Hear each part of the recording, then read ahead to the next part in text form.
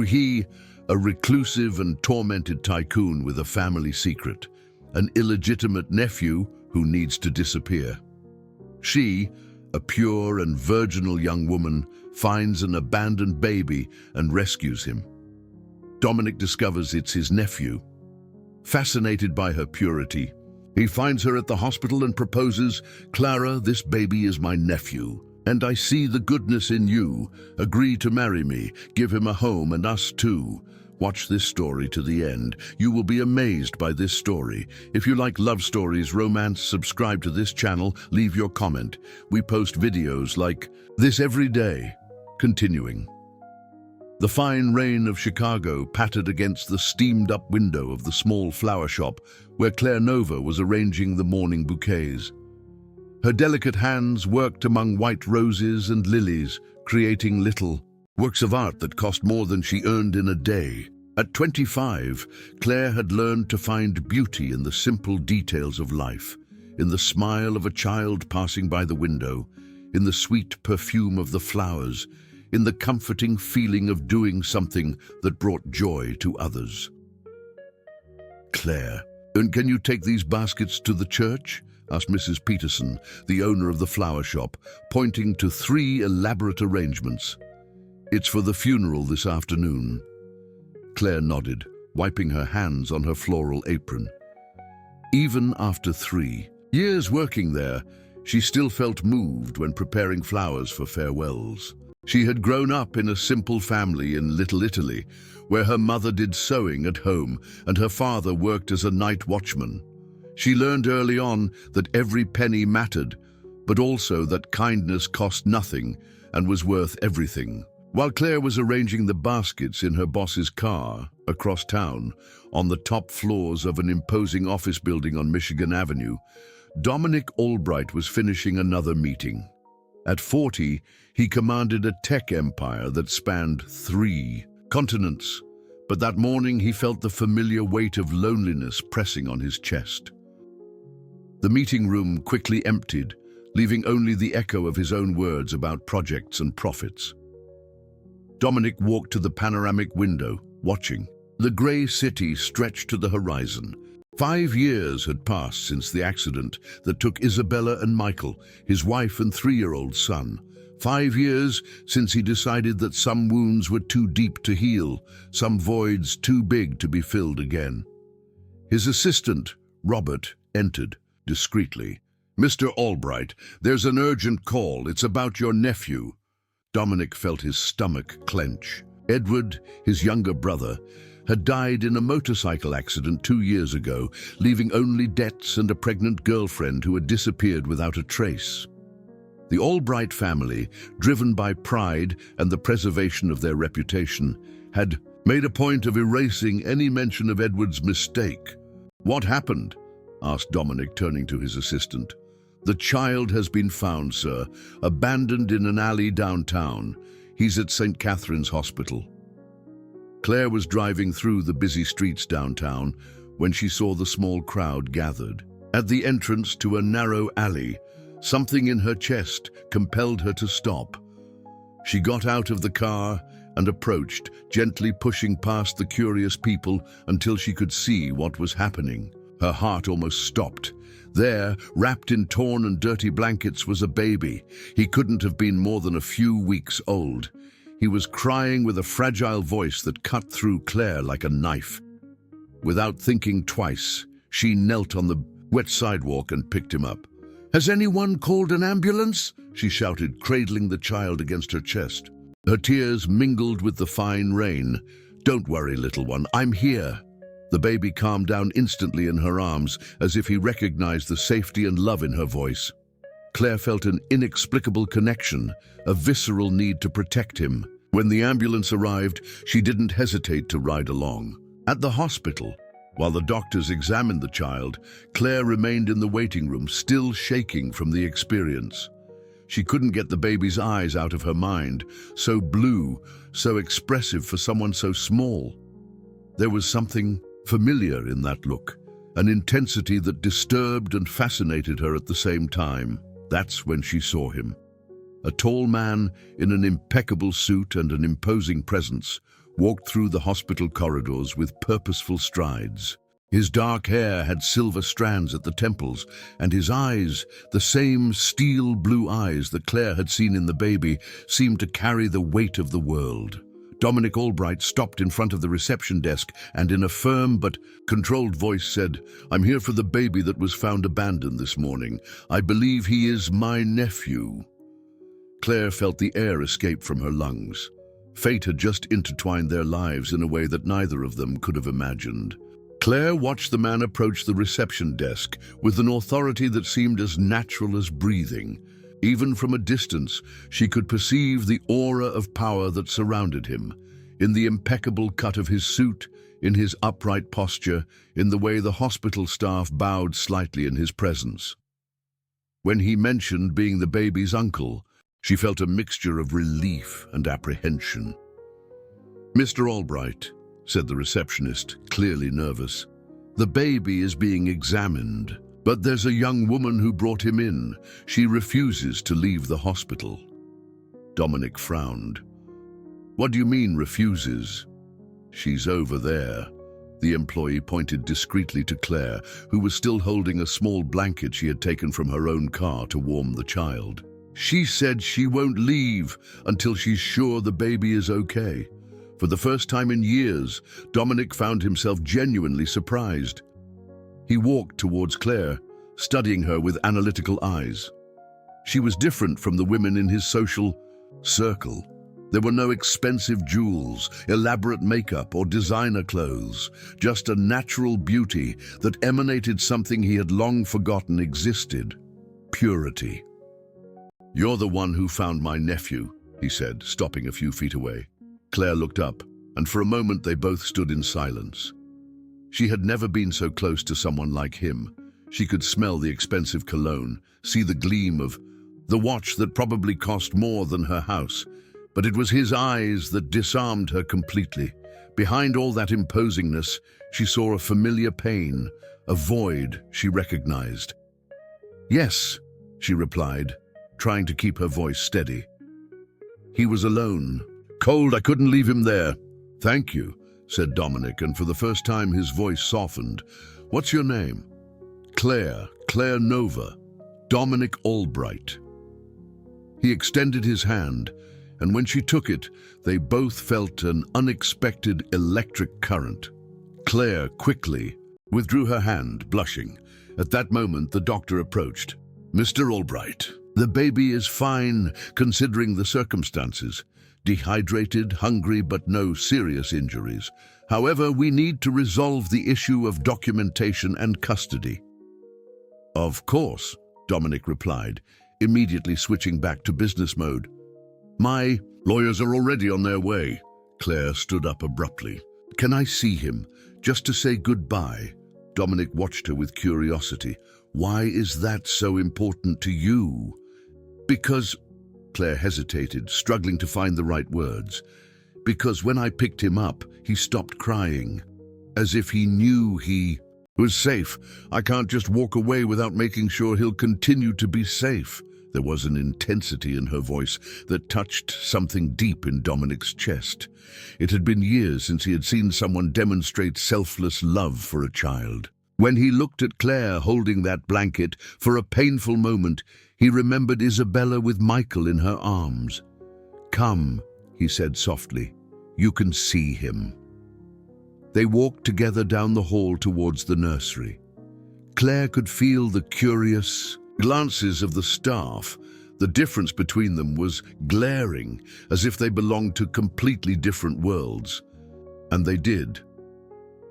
In the nursery, when Claire leaned over the baby, and he immediately grabbed her finger with his tiny hand, Dominic felt his world tremble. The scene awakened memories he had buried deep, but also something more dangerous: hope. "He likes you," Dominic murmured, watching the interaction. "All babies deserve to feel loved," Claire replied, without taking her eyes off the child. "Especially those who start life alone." Her words hit Dominic like a punch to the stomach. When Claire finally straightened up, he saw tears in her eyes.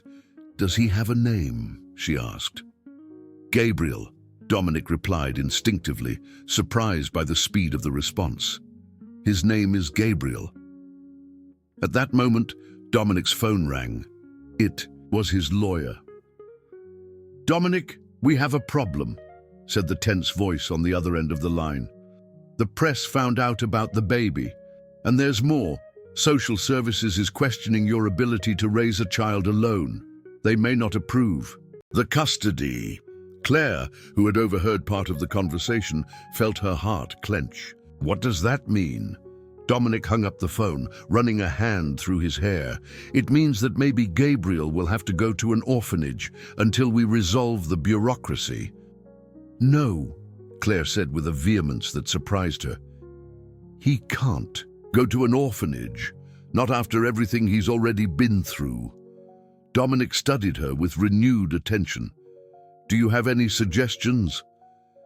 Claire took a deep breath, knowing she was about to cross a line that would change her life forever. What if he had a temporary mother, someone who would take care of him while you resolve these legal issues? "You would offer to do that?" Dominic asked, his voice laden with an emotion he couldn't identify. "Yes," Claire replied without hesitation. "I would offer." Dominic was silent for a long moment, fighting against contradictory impulses.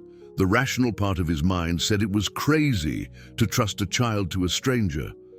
But when he looked at Claire holding Gabriel, he saw something his fortune could never buy: genuine love. "There are conditions," he said finally. "You would have to live in my house. Gabriel needs the best medical care, and I need to make sure he's safe." Claire felt the world spin. His house? What would that mean? But when she looked at Gabriel, she knew there was no choice. "Okay," she whispered. It was then that Dominic's phone rang again. This time it was Robert, his assistant, with news that would make everything even more complicated. "Sir, the family found out about the baby. Your mother is on her way to the hospital, and she's not coming alone. She brought reporters." The Albright mansion in Greenwich, Connecticut, was even more imposing than Claire had imagined. Wrought iron gates opened onto a driveway lined with towering oak trees, leading to a building that looked more like a European palace transplanted to America. In the 3 days since she had agreed to take care of Gabriel, Claire felt like Alice, fallen down the rabbit hole. Everything was too big, too expensive, too distant from her reality. "Your suite is on the 2nd floor," said Dominic, carrying Gabriel in his arms as he climbed the marble staircase. "The baby's room is adjacent, with an internal door to make it easier during the night." Claire followed in silence, still stunned by the events. The confrontation at the hospital with Eleanor Albright, Dominic's mother, had been devastating. The family matriarch had arrived with 2 reporters and a venomous speech about opportunists taking advantage of family tragedies. Only Dominic's firm intervention had prevented the situation from turning into a public scandal. "Why are you doing this?" Claire asked when they reached the 2nd-floor hallway. "Your mother made it clear that I'm not welcome here." Dominic stopped in front of a double door, Gabriel sleeping peacefully in his arms. "Because when you picked up Gabriel at the hospital, it was the first time in 5 years that I saw someone act out of pure love, without ulterior motives." He opened the door, revealing a luxurious suite decorated in soft shades of blue and white. Next door, through a glass door, Claire glimpsed the baby's room, a true children's kingdom with solid wood furniture and toys that cost more than her annual salary. "This is temporary," Claire said, more to herself than to him. "It is," Dominic agreed, but there was something in his voice that suggested otherwise. In the following days, a strange routine was established. Claire woke up before dawn to feed Gabriel, always finding Dominic already in the office, working. He left for the office around 7, returned for lunch, spent a few hours playing with Gabriel, and then isolated himself again at work until late at night. It was during these overlapping hours that Claire began to perceive the layers behind the tycoon's facade. He spoke to Gabriel in a tone she had never heard him use, sweet, protective, full of a tenderness that contrasted brutally with his public image. And sometimes, when he thought no one was looking, Claire surprised him, watching them with an expression of pain and longing that made her want to comfort him. "Have you had children before?"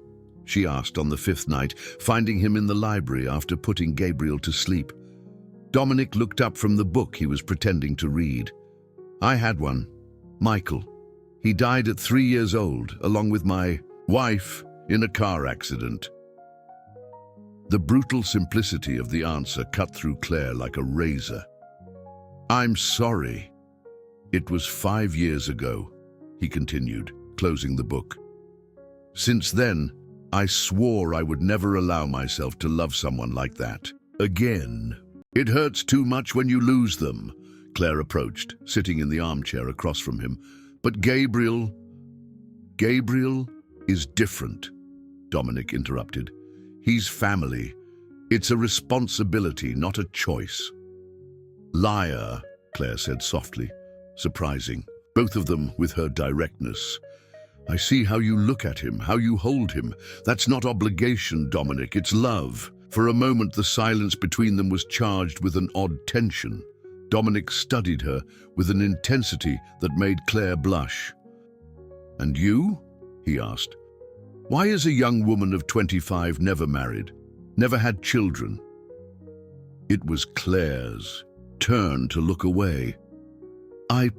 It's complicated." "We have time." Claire took a deep breath, feeling exposed under his penetrating gaze. "I grew up in a family where love was demonstrated through care, not through words or romantic gestures. My mother always said that intimacy was sacred, that it should only be shared with someone who truly knew your soul. And you never found someone like that?" "I thought I had," Claire murmured, the words coming out before she could stop them. "At 21, Raphael was a doctor. He worked at the hospital where my grandmother was hospitalized. He was kind, intelligent. He seemed to understand my values." Dominic leaned forward, noticing the pain in her voice. "We dated for 2 years. I was in love. I trusted him completely. When I finally felt ready to be completely his, I found out he had been engaged to someone else for 6 months. A fellow doctor from a wealthy family. I was just fun." The anger that flashed through Dominic's eyes was so intense that Claire was startled. "He hurt you. He made me feel naive, stupid, as if my purity was something to be ashamed of instead of cherished." Claire wiped away a tear that had escaped without permission. "Since then, I've built walls. It's safer that way." Dominic stood up abruptly and walked to the window. That idiot didn't know the treasure he had. Something in the intensity of his voice made Claire look at him with renewed attention. There was something more there, a layer of emotion that went beyond simple compassion. "Why does this affect you so much?" she asked. Dominic was silent for so long that Claire thought he wouldn't answer. When he finally spoke, his voice was laden with a vulnerability she had never heard before. "Because I recognize the pain of being used by someone I trusted completely." He turned to her, his eyes shining with raw emotion. "Isabella, my wife. On the day of the accident, I found out she had been having an affair for 2 years with my best friend and business partner. They were together when the car crashed." Claire felt the air escape from her lungs. "Dominic!" "The irony is that I spent 5 years blaming myself for their deaths, carrying the guilt as if it were my responsibility. When in fact..." He stopped, running a hand through his hair. "When in fact, they died on their way to a hotel where they met every Wednesday."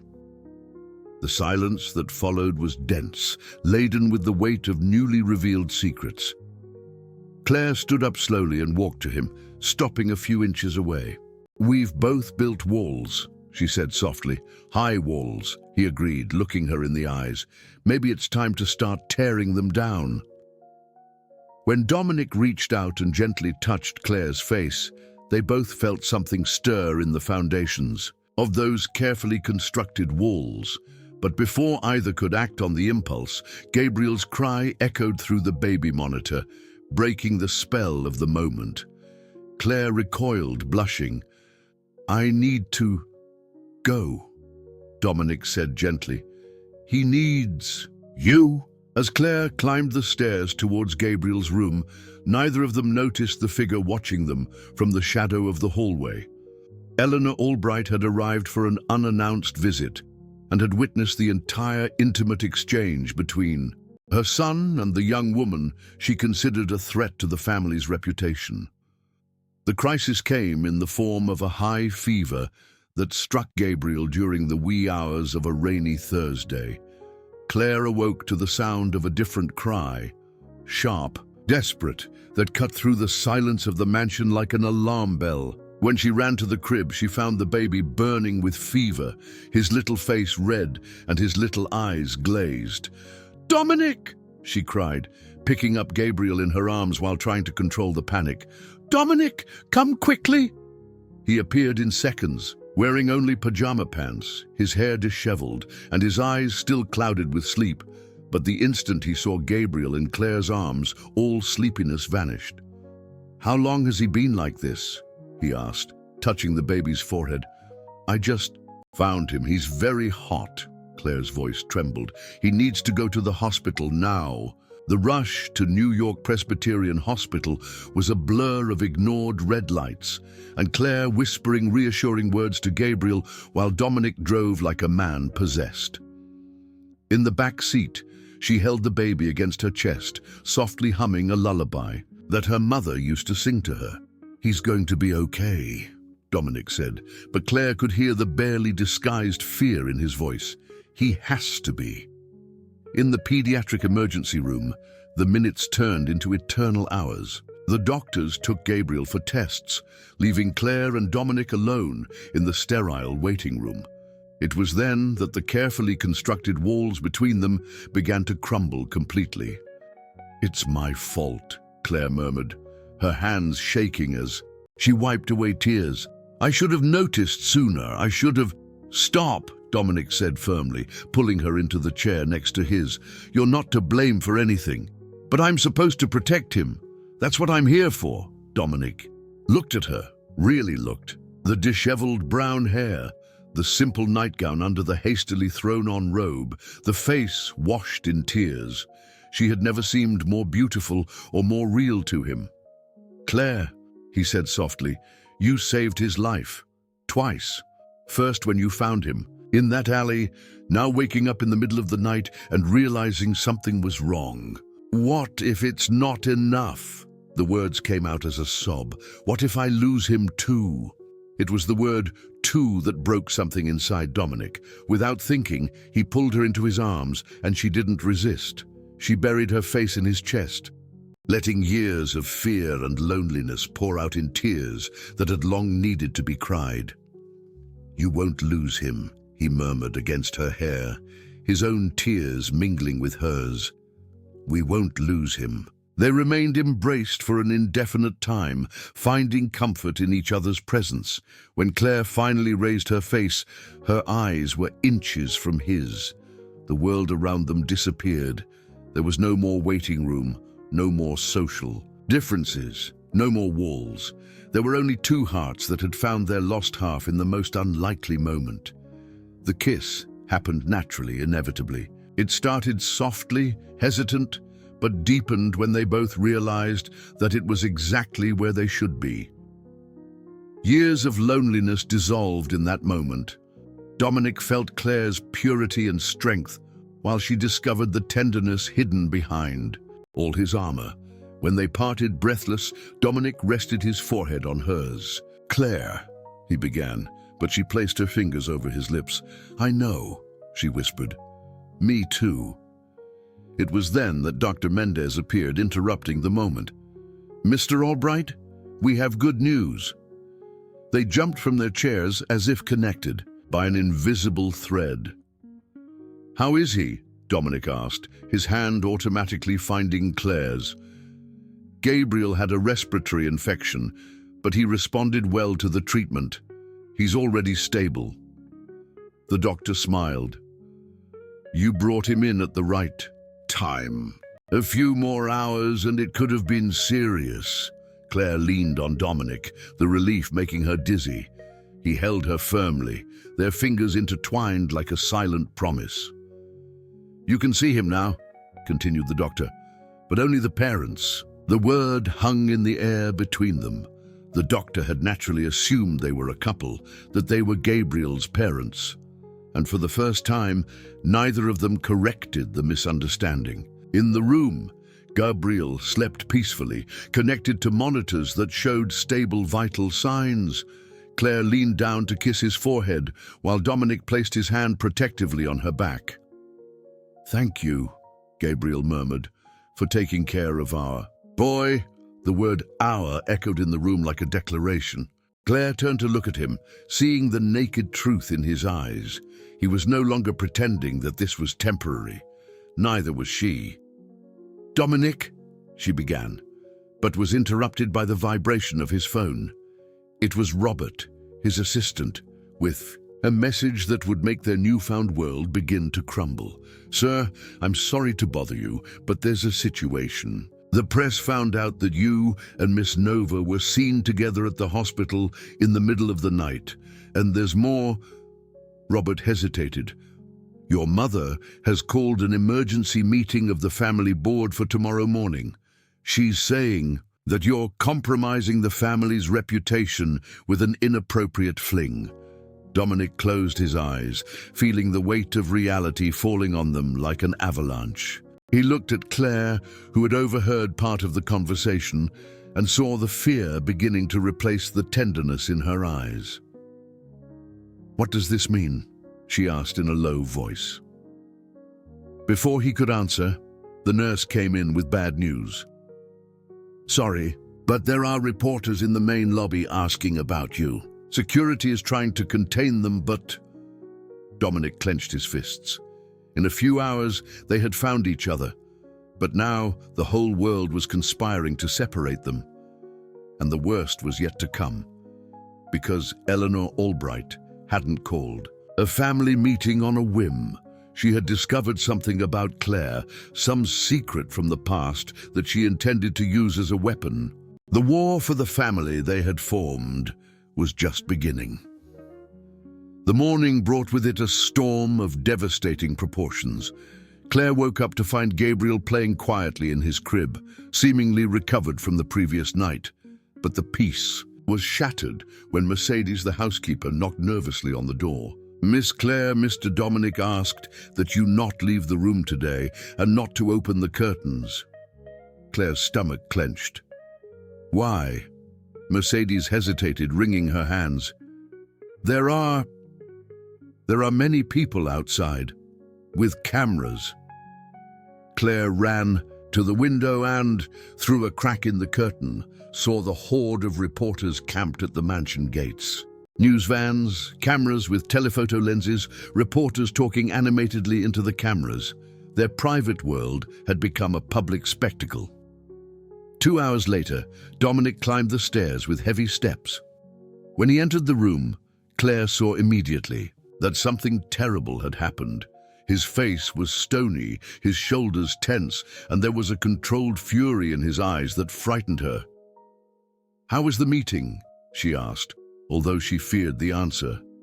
My mother made her move, he said, his voice laden with bitterness. She hired a private investigator to find out everything about you. Claire felt her blood run cold. What did she find out? Dominic pulled a folder from his coat and placed it on the dresser. Everything about Raphael, about how you dated, about how he left you. He paused, his jaw tight, and she twisted everything. How so? She's spreading the version that you seduced Raphael to achieve social advancement. That when you found out he wouldn't marry a lower-class woman, you blackmailed him. And that you're doing the same thing to me now. Claire's legs failed, and she sat heavily in the armchair. That's a lie. You know it's a lie. I know, said Dominic, firmly kneeling before her. But she didn't stop there. She found out about your mother's cancer treatment debt, the loans your family had to take out. Claire closed her eyes, feeling the humiliation burn in her veins. How much does she know? That you owe $80,000, that your mother is in remission but needs constant medical follow-up, that your father works 2 jobs to pay. The bills. Dominic's voice softened. And she's using it against us. How? Dominic stood up, walking to the window. She offered a deal. She'll pay off all your family's debts and still give you $200,000 on one condition: that you disappear from our lives, that you sign a term saying you'll never try to contact me or Gabriel again. The silence that followed was deafening. Claire looked at Gabriel, who was innocently playing with a teddy bear, oblivious to the storm that was brewing around him. What if I don't accept? She asked, although she already knew the answer. She'll go to the press with the distorted version. She'll present evidence that you're an opportunist who took advantage of an abandoned baby to infiltrate a wealthy family. She'll ruin your reputation and mine. Dominic turned to her, his eyes tortured. And what's worse, she can question my ability to raise Gabriel. She can claim that I'm being manipulated and that it compromises my judgment as a guardian. Claire felt the tears burn her eyes. She could take Gabriel away from you. With the right connections, the necessary influence, yes, she could. The weight of the situation fell on Claire like a ton of bricks. It wasn't just about the two of them. It was about Gabriel, about the future of an innocent child who had already lost so much. How long do I have to decide? Until tomorrow at 6 in the evening. She's already scheduled a press conference for 7. Dominic walked over to her, taking her hands. Claire, I don't care about scandals or my reputation, but if there's a chance we lose Gabriel... I know, she whispered. I understand. Dominic pulled her into his arms, holding her as if it were the last time. There is a third option, he murmured against her hair. What? Run away, the 3 of us. Tonight. I can transfer resources. We can start somewhere else, far from her influence. Claire pulled away to look him in the eyes. And you would abandon everything? Your company? Your life here? For you and Gabriel? Without hesitation. The magnitude of the sacrifice he was willing to make left her breathless, but it also scared her. Dominic, you've built an empire. Thousands of people depend on you. You can't just... I can and I will if necessary. At that moment, Dominic's phone rang. It was Robert with more bad news. Sir, the situation has worsened. A television program just went on the air with an anonymous source, clearly your mother, claiming that Miss Nova may be pregnant, and that's why you're acting irrationally. Dominic closed his eyes, feeling the trap closing around them. Go on. And there's more. They managed to get an interview with Rafael Medeiros, her ex-boyfriend. He confirmed the distorted version of the facts. He said she was always ambitious, and that he wasn't surprised to see her involved with a wealthy man. Claire heard the conversation and felt something die inside her. Rafael, the man who had broken her heart, was now helping to destroy her life again. Hang up, Dominic said sharply. When he turned to Claire, he saw that she had turned completely pale. He lied, she murmured. Rafael lied on television. Claire! No, she stood up abruptly, walking to Gabriel. This has to stop. I can't let this destroy you or compromise Gabriel's custody. What are you saying? Claire picked up Gabriel in her arms, kissing his forehead gently. I'm saying that maybe your mother is right. Maybe I am a danger to you. Don't say that. Don't you dare say that. But Claire had already made her decision. She looked at Dominic one last time, engraving every detail of his face in her memory. If I leave now, before the press conference, will she cancel everything? Claire, no. Answer me. Will she cancel it? Dominic closed his eyes, defeated. Probably. Then that's what I'm going to do. She put Gabriel back in the crib, her hands trembling. I'm leaving tonight. after he falls asleep. "I won't let you do this." "It's not your choice," said Claire, the tears finally falling. "It's mine, and I choose to protect Gabriel, even if it means losing both of you." Outside, as if fate were mocking them, it began to rain again. And downstairs, Eleanor Albright smiled with satisfaction, knowing that her strategy was working. Exactly as planned. Night fell like a shroud of mourning over the Albright mansion. Claire had spent the last few hours in silence, memorizing every detail of Gabriel's face as he slept, every sound of his peaceful breathing, every small and perfect movement. She knew that these were the last hours she would spend with him, and every passing minute was a sweet and bitter torture. Dominic hadn't left the room since the afternoon. Sitting in the armchair by the window, he watched her with a painful intensity, as if he could hold her there only with the strength of his gaze. "You don't have to do this," he said for the 10th time, his voice hoarse from repeating the same words. "I have to," Claire replied without taking her eyes off Gabriel, "and you know it." It was then that Mercedes ran up the stairs, her face pale with panic. "Mr. Dominic, Mrs. Eleanor is arriving, and she's not alone. There are press cars following her." Dominic stood up abruptly. "What is she doing?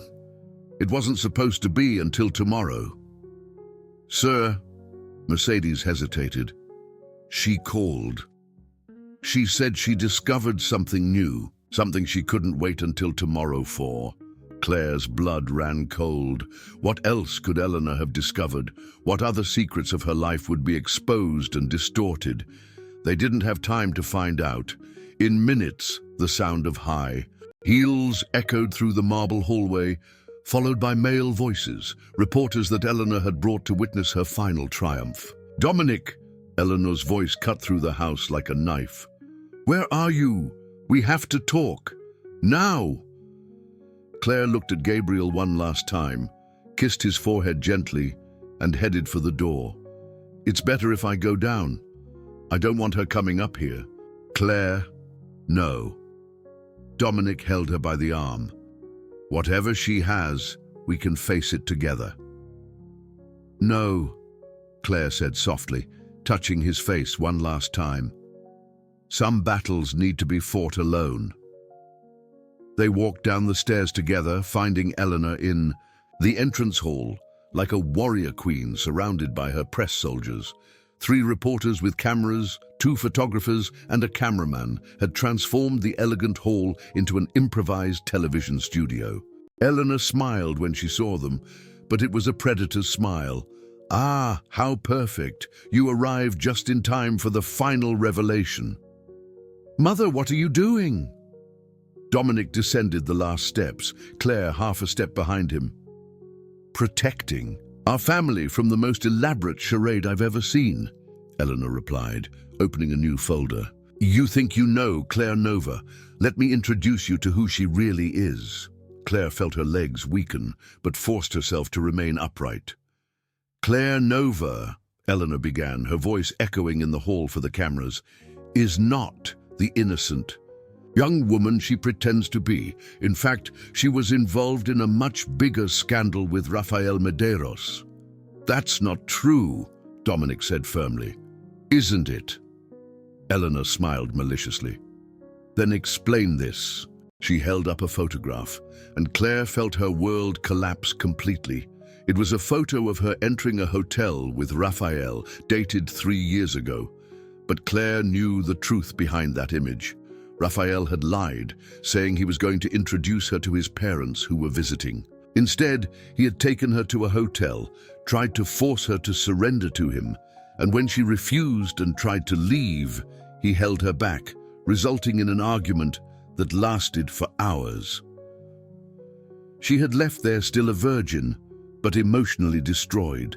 This photo shows Claire entering a luxury hotel with Rafael Medeiros. And here, Eleanor showed another document. "We have the record that they stayed there for 4 hours. "You don't understand," Claire whispered, but her voice was drowned out by the sound of clicking cameras. "Oh, but I understand perfectly," Eleanor continued, relentless. And here's the icing on the cake. Raphael told me the complete truth today.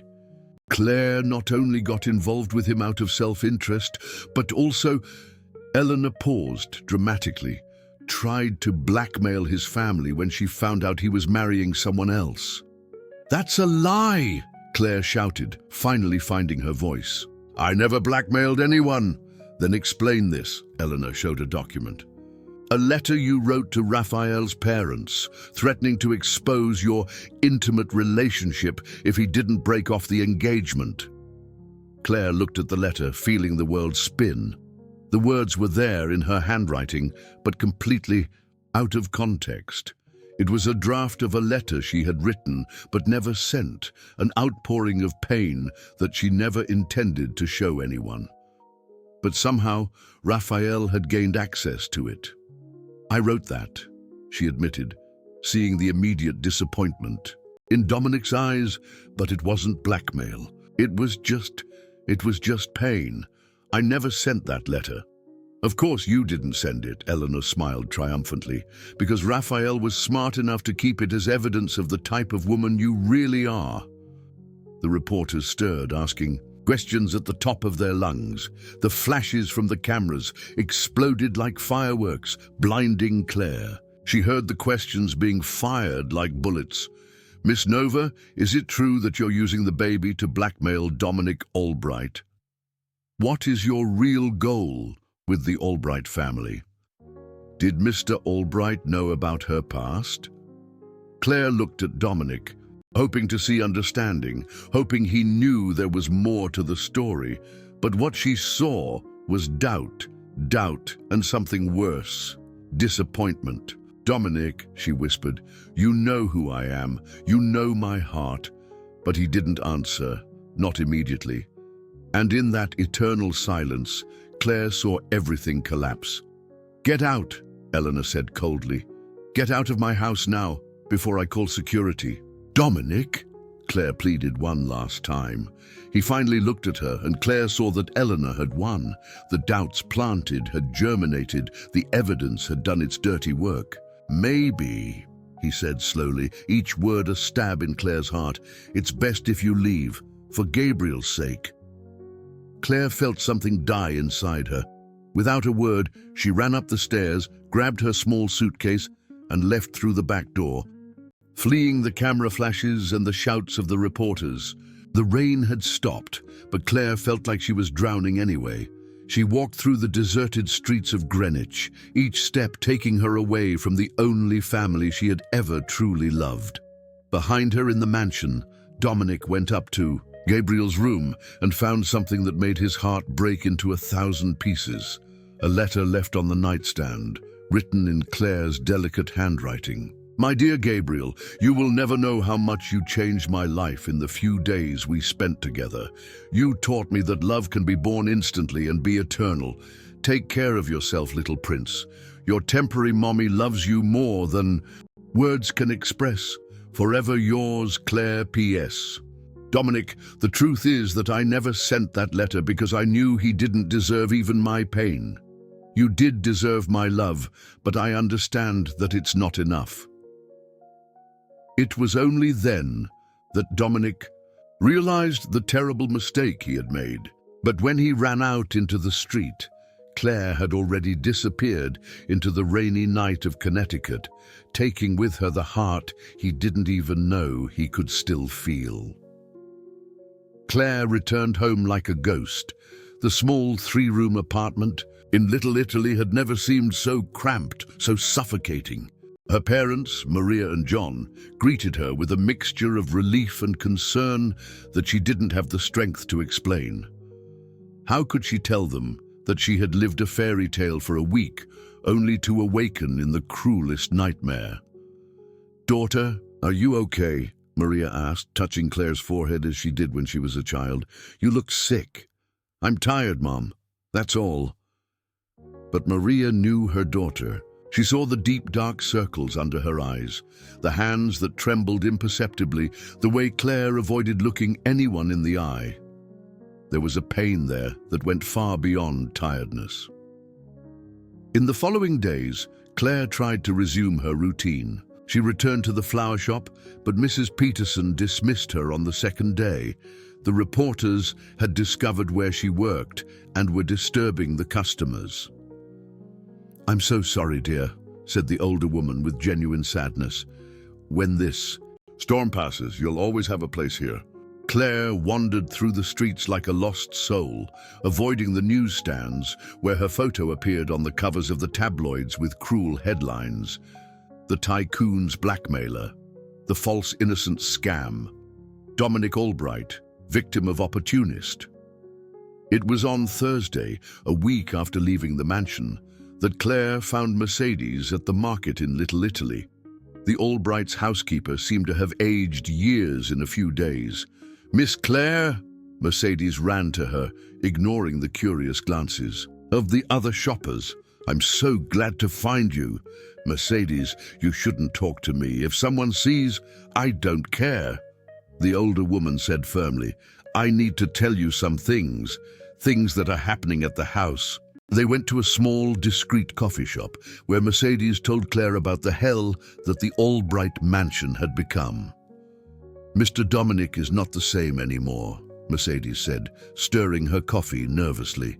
"He barely eats, barely sleeps. He spends his nights in Gabriel's room just looking at him. Yesterday I found him crying." Claire felt a sharp pain in her chest.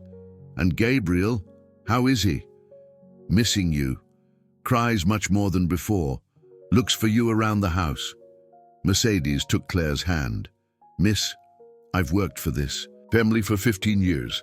I've seen Mr. Dominic fall in love, get married, lose everything, but I've never seen him look at anyone the way he looked at you. He doubted me, Mercedes. When I needed him to trust me, he hesitated. Because Mrs. Eleanor is very clever. She knows exactly where to attack." Mercedes lowered her voice. "But there's something you need to know. Rafael Medeiros contacted Mr. Dominic." Claire felt her blood run cold. "What for?" "I don't know. But Mr. Dominic looked very upset after the meeting. And since then, he's been making strange calls, talking to investigators, lawyers." Mercedes leaned forward. "Miss Claire, I think he's found something out." After Mercedes left, Claire walked through the busy streets of Little Italy, her mind racing, and that's when she saw Rafael Medeiros leaving an expensive restaurant, accompanied by an elegant woman she recognized from social photos as Eleanor Albright. She hid behind a newsstand, watching the two chat animatedly on the sidewalk. Eleanor handed an envelope to Rafael, who quickly tucked it into his coat. They laughed at something she said, and Claire saw in the knowing smile between them the confirmation of her worst suspicions. That night, alone in her room, Claire made a decision. She couldn't fight against Eleanor Albright's financial empire, but she could fight for the truth. And if Dominic was really investigating, maybe there was still hope. She picked up the phone and called the only lawyer she knew, Mr. Henry Sanders, who had helped her family with her mother's medical issues. "Claire, what a surprise! How can I help you?" "Mr. Sanders, I need some advice. Hypothetically, if someone forged evidence to destroy another person's reputation, what kind of crime would that be?" There was a pause on the other end. "Claire, are you in some kind of trouble?" "Maybe. Or maybe I'm trying to get out of some. Well, slander, libel, document forgery. Depending on the situation, there could be several crimes. Why don't you come to my office tomorrow? We can talk calmly." The next morning, in Mr. Sanders' small office, Claire told him the whole story. Every detail, from the moment she found Gabrielle to the public humiliation orchestrated by Eleanor. The lawyer listened to her in silence, taking notes. "Claire," he said when she finished, "you have a very strong card to play if we can prove that Raphael and Eleanor conspired to distort the facts." "How?" "The letter you supposedly used for blackmail. If you never sent it, how did Raphael get it? And more importantly, why did he keep it for 3 years?" Mr. Sanders leaned back in his chair. "Innocent people don't keep evidence against Ex-boyfriends for that long? It suggests premeditation. Claire felt a spark of hope for the first time in days. What can I do? First, we need more evidence. You said you saw Eleanor and Raphael together yesterday? I did. She handed him an envelope. Interesting. If we could prove payment. Mr. Sanders drummed his fingers on the table. Claire, this is going to be dangerous. Eleanor Albright has resources and connections that we don't have. But if we're right about the conspiracy, we have a chance. What do I need to do? First, we're going to talk to Mercedes officially. She can be a valuable witness about what happened in the house. Second, we're going to hire a private investigator to find out the connection between Eleanor and Raphael. And third, he hesitated, you need to be prepared for the possibility that this will get worse before it gets better. That afternoon, as Claire was leaving Mr. Sanders' office, her phone rang. It was an unknown number. Hello? Claire. The voice was Mercedes, but whispered, urgent. You need to know. Mr. Dominic has found something out about Raphael, something big. He's on his way to Raphael's office now, and he's furious like I've never seen. Claire felt her heart race. What did he find out? I don't know exactly, but I overheard him talking on the phone with the lawyers. Something about money, about lies. The line crackled. Claire, I have to hang up. Mrs. Eleanor is coming, but be careful. If Mr. Dominic finds out the truth. The call was cut off, leaving Claire with more questions than answers. But one thing she knew, the storm was far from over. And this time, she wouldn't run.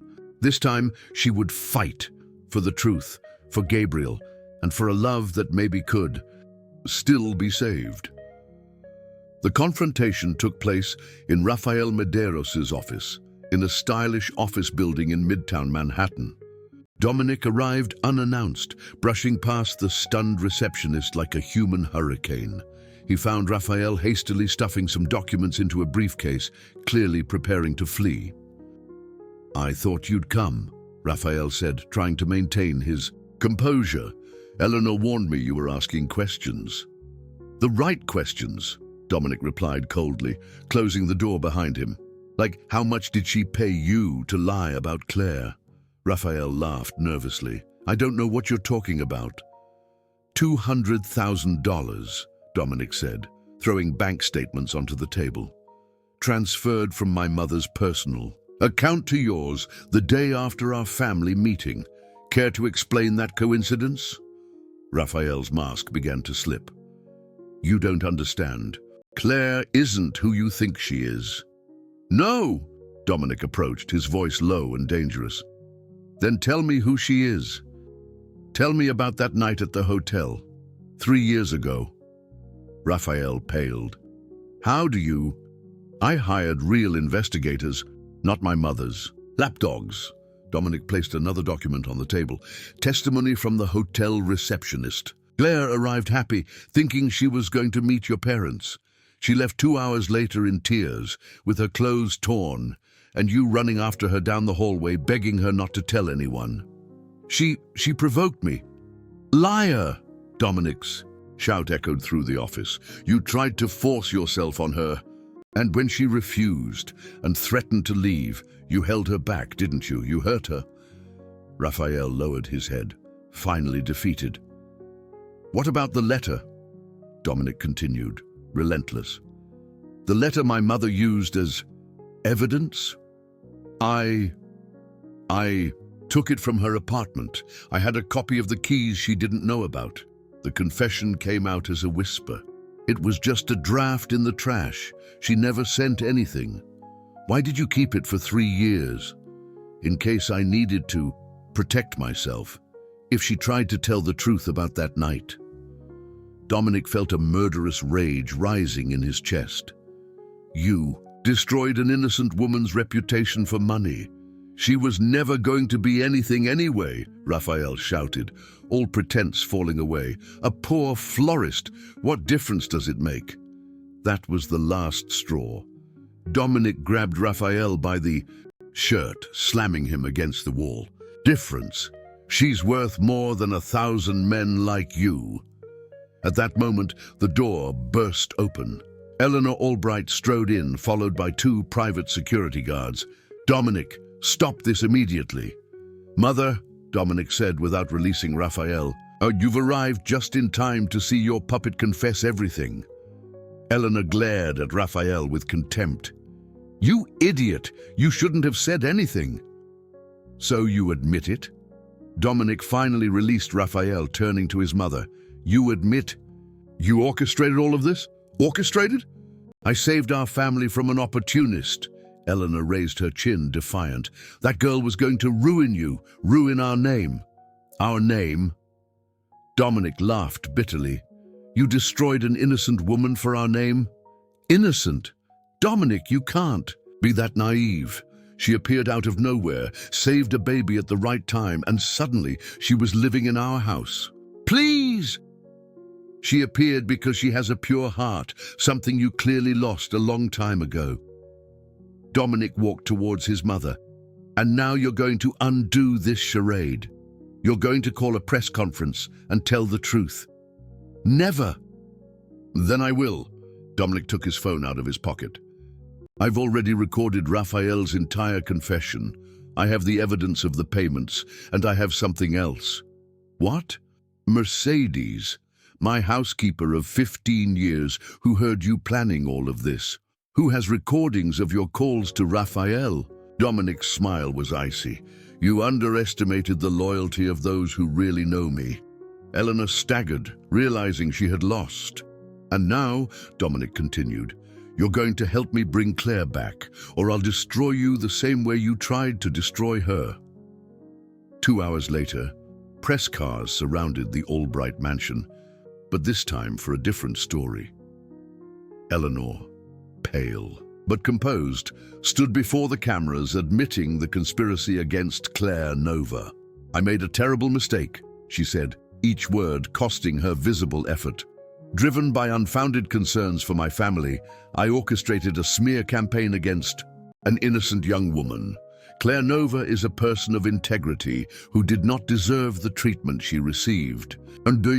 While Eleanor was speaking, Dominic was driving through the streets of Little Italy, Gabriel in the back seat in his car seat. He had called Mercedes, who had gotten Claire's address through Mrs. Peterson. He stopped in front of the simple apartment, his heart pounding out of his chest. What if she didn't forgive him? What if it was too late? He knocked on the door, and when it opened, time stopped. Claire was there, thinner, with dark circles under her eyes, but still the most beautiful woman he had ever seen. When she saw Gabriel in his arms, her tears began to fall. "Claire," he said, his voice choked with emotion, I'm so sorry for doubting you, for not fighting when I should have fought." "Dominic," she whispered. "No," he interrupted, "let me speak. You saved me. You saved Gabriel. You brought light into our lives, and I was foolish enough to let fear and lies blind me." He extended his free hand to her. "The whole truth has come out. Raphael confessed. My mother publicly admitted what she did. Your reputation is clean." Claire looked at Gabriel, who was reaching his little arms out to her, and then at Dominic. "Why are you telling me this?" "Because I love you." The words came out simple, true. "I love you in a way I didn't know was possible. And because Gabriel needs you, we need you. What about your family, your mother?" "My family is you and Gabriel. It always has been, from the moment you knelt on that wet sidewalk to save a child." Dominic approached. "Marry me, Claire. Not for convenience this time. Marry me because I love you desperately, and I want to spend the rest of my life proving it to you."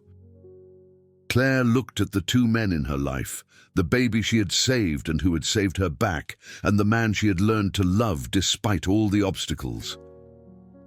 "Yes," she whispered, and it was as if the sun had finally broken through the clouds after a long storm. When Dominic kissed her right there on the doorstep, with Gabriel giggling between them, Claire knew she had found her place in the world.